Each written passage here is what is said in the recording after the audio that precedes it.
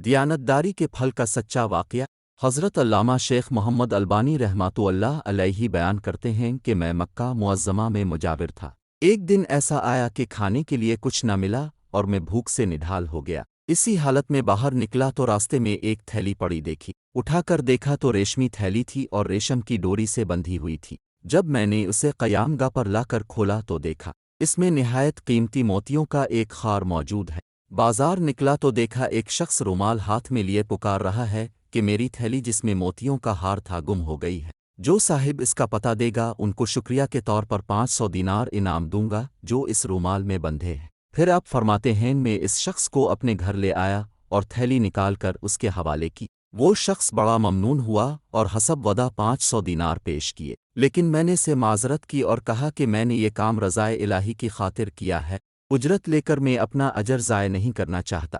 ताहम इस शख्स ने उनको कबूल करने पर बहुत जोर दिया, लेकिन मैं बराबर इनकार करता रहा, यहाँ तक कि वो तंग आकर चला गया। इस वाक़ये के कुछ अरसे बाद मैंने मक्का मुअज़्ज़मा से रख्त सफ़र बांधा और एक समंदरी जहाज़ पर सवार हो गया। बदकिस्मती से रास्ते में तूफ़ान आ गया और जहाज़ एक चट्टान से टकरा कर पाश पाश हो गया। मेरे सवा सब मुसाफिर डूब गए। मेरे बचने की यह सूरत हुई कि तख्ता मेरे हाथ आ गया और मैं इस पर बैठ गया। बहता बहता एक जजीरे के साहिल तक पहुंच गया। हसन इत्तेफाक यह हुआ कि इस जजीरे के बाशिंदे मुसलमान थे। मैं वहां की मस्जिद में ठहर गया। लोगों ने मुझसे हाल दरियाफ्त किया तो मैंने उनको सारा वाक़या बयान कर दिया। लोग ये सुनकर बहुत मुतासिर हुए और मेरे साथ निहायत अच्छा सलूक किया। बहुत से लोग मुझसे कुरान करीम की तालीमात हासिल करने आने लगे और अपने बच्चों को भी कुरान की तालीमात के लिए मेरे पास भेजने लगे। थोड़ी ही मुद्दत में ये लोग मुझसे बेहद मानूस हो गए और मुझे अपना मुर्शिद समझने लगे। इसके अलावा वो मुझे काफ़ी माली इमदाद भी देते थे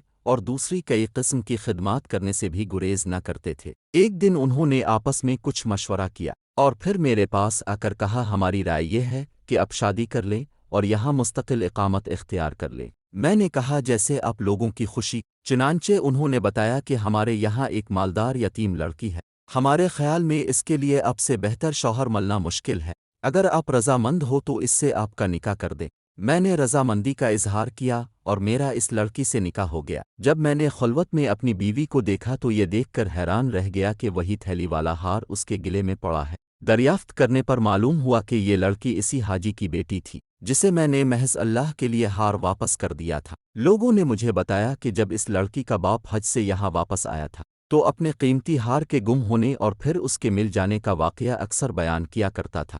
कहा करता था कि जिस शख्स ने मुझे ये हार वापस दिया है ऐसा बेनफस आदमी मैंने दुनिया में नहीं देखा। फिर वो ये दुआ किया करता था कि काश इसकी मुझसे यहाँ मुलाकात होती तो मैं अपनी लड़की का निकाह इससे करता। फिर आप फरमाते हैं कि अल्लाह ताला ने इस मरहूम हाजी की दुआ को शर्फ कबूलियत बख्शा और लड़की का मेरे साथ निकाह हो गया और अल्लाह पाक ने इस बीवी से मुझे औलाद भी नवाजी। सबक। इस वाक़या से हमें यह सबक मिलता है कि सच है नेकी का बदला हमेशा अच्छाई से ही मिलता है और बुराई का बदला हमेशा बुराई से ही मिलता है। जैसा कि इस वाक़या में दियानत का बदला कैसा अजीम मिला, अल्लाह ताला ने दुनिया में ही दिखा दिया कि जो अमानतदार होगा अल्लाह ताला गैब से इसकी मदद फरमाएगा। अल्लाह ताला हमें इस वाक़ये से सबक हासिल करने की तौफीक अता फरमाए।